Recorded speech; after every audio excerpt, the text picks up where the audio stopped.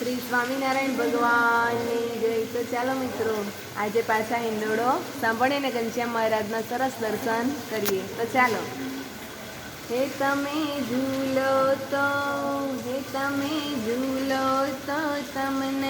ઝૂલાવું ઘનશ્યામ, હૈયામાં બાજો ખીચે કોરે વાલા, હૈયામાં બાજો